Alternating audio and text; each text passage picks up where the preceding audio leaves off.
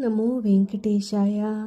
రోహిణీ నక్షత్రంలో ఉండగా మేషమందు సూర్యుడు, మీనమందు శుక్రుడు, ఇతర గ్రహములు అనుకూల స్థితిలో ఉండునట్లు లోకమంగళకరమైన ముహూర్తాన్ని నిర్ణయించారు.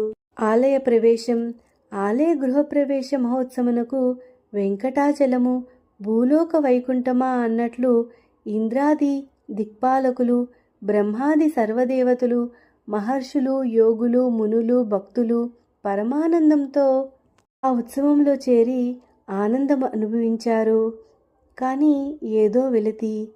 అన్ని ప్రయత్నములు పై విధంగా సమస్త మంగళప్రదంగా జరుగుచున్నప్పటికీ పరమాత్ముడుగు శ్రీనివాస ప్రభువు హృదయంలో ఏదో దీర్ఘాలోచనలతో చింతించుతున్నట్లు కనిపించింది.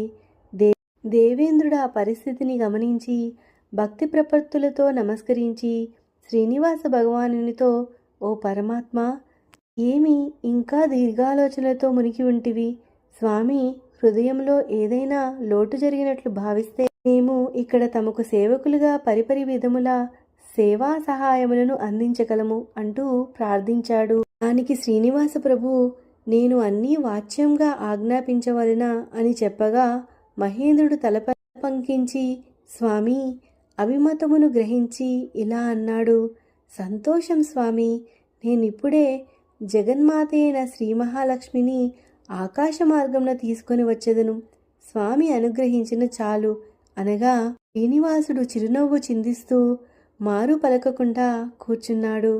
ఇంద్రుడు పరమ సంతోషంతో తన ఐరావతమెక్కి ఆకాశ మార్గంలో వాయువేగంతో ప్రయాణించి కోల్హాపురమునకు చేరి అక్కడ చిరకాలం నుండి శ్రీనివాస ప్రభుపై విరహంతో కృషించి దిగులు నొంది తపస్సు చేస్తున్న శ్రీ మహాలక్ష్మికి నమస్కరించి స్వామి వారి ఆజ్ఞను తెలిపాడు.